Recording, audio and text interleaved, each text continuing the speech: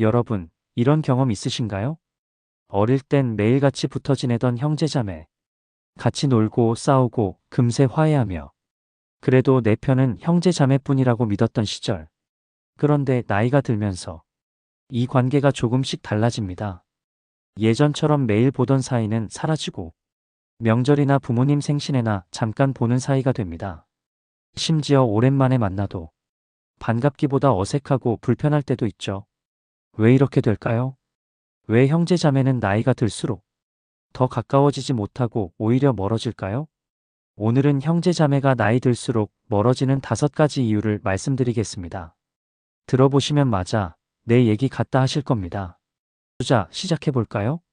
첫 번째, 부모라는 연결고리가 사라질 때 어릴 적 형제자매가 가까울 수밖에 없었던 이유.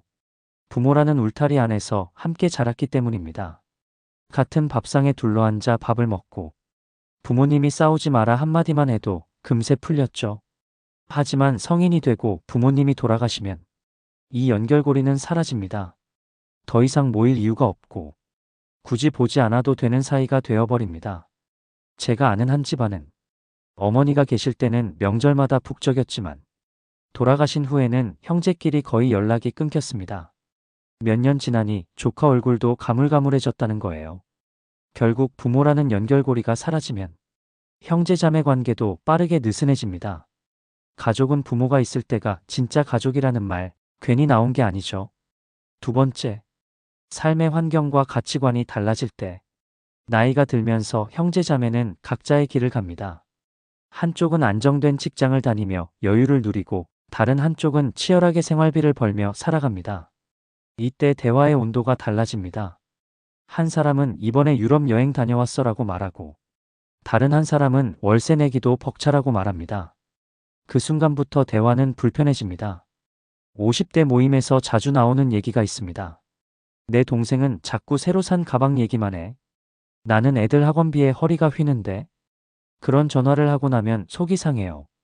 또 한쪽은 도시에 살고 다른 한쪽은 시골에 살면 관심사부터 다릅니다. 도시 형제는 콘서트, 문화생활 이야기를 하고 시골 형제는 농사와 생계 걱정을 합니다. 서로의 삶을 존중한다고 해도 공감대가 점점 줄어드는 거죠. 결국 환경이 달라지면 가치관도 달라지고 그게 마음의 거리를 만듭니다. 세 번째, 돈 문제가 얽힐 때 형제 관계가 돌이킬 수 없게 되는 가장 치명적인 이유는 바로 돈입니다. 부모님의 병원비, 장례비, 유산 문제. 이 3가지가 형제 관계를 흔듭니다. 처음엔 이번 병원비는 누가 좀 더 내자 해서 시작하지만 곧 유산 문제로 번집니다. 나는 부모님 곁에서 고생했는데 왜 똑같이 나눠? 재산은 부모님 거니까 공평하게 나눠야지. 각자 논리는 있지만 합의는 어렵습니다. 그리고 이 갈등은 돈으로만 끝나지 않습니다.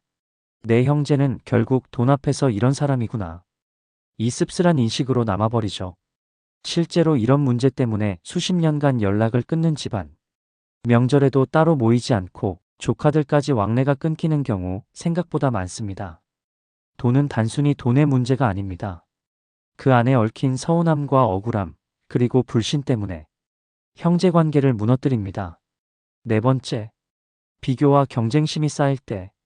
어릴 땐 부모님의 말이 사소한 비교처럼 들렸습니다. 누구는 공부 잘하는데 너는 왜 그러니? 누구는 얌전한데 너는 왜 말을 안 듣니? 그런데 성인이 되면 비교는 훨씬 현실적이 됩니다. 누구는 집을 샀다? 누구는 자식이 명문대에 들어갔다? 누구는 승진했다? 겉으로는 잘 됐다? 축하해라고 말하지만 속으로는 왜 나는 저만큼 못했을까라는 생각이 듭니다. 제가 아는 한 분은 형 집에 초대받았다가 고급스러운 인테리어를 보고 괜히 초라해졌다고 했습니다. 그 뒤로는 일부러 잘 안 가게 됐다고요. 이런 심리는 부모님이나 친척들의 말로 더 커집니다.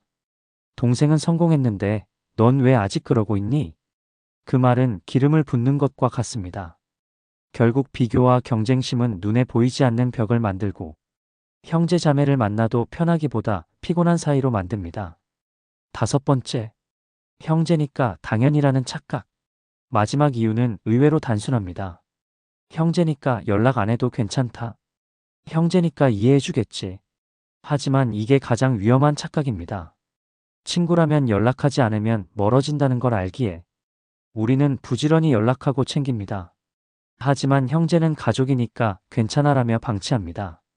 그러다 부모님 장례식장에서 오랜만에 만나면 요즘 어떻게 지내냐 같은 형식적인 말만 오갑니다.